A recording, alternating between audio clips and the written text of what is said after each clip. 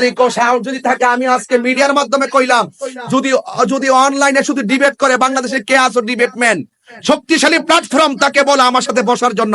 আমি চ্যালেঞ্জ করলাম আহমদুল্লাহ সাহেব, আমি তাহিরের সাথে আপনি আল্লাহর কসম করে বলি, নবীর মহব্বত নিয়ে বলি, আপনি যে বলছেন 40 বছর আগে নবী ছিল না, আল্লাহর কসম করে বলি, আমি তাহিরের সাথে আপনি 2 মিনিট টিকবেন না, 2 মিনিট টিকবেন না।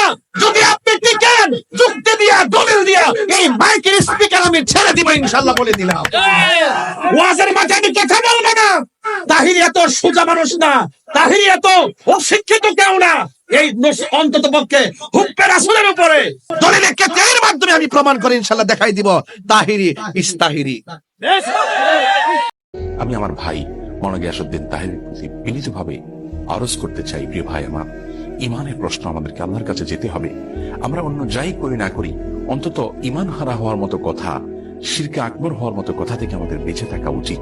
আল্লাহ রাব্বুল আলামিনের ভয়ে অন্তত আপনি তওবা করুন এবং আল্লাহর কাছে ফিরে আসুন এবং আপনার এই কথাকে আপনি প্রত্যাহার করুন। এতে আপনি আল্লাহর কাছে সম্মানিত হবেন, মানুষের কাছেও সম্মানিত হবেন ইনশাআল্লাহ। প্রিয় দর্শক, মাওলানা গিয়াসউদ্দিন তাহিরের সাথে ব্যক্তিগতভাবে আমাদের কোনো বিরোধ নেই, কোনো বিদ্বেষ নেই, কোনো শত্রুতা নেই। আমরা কোনো আলেমের নাম ধরে সমালোচনা করার সম্পূর্ণ বিরোধী। আমরা কখনো কোনো আলেমের নাম ধরে সাধারণত সমালোচনা করি না।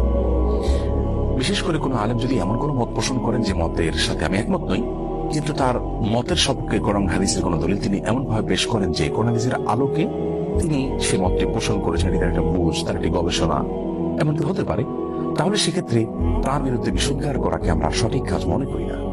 কিন্তু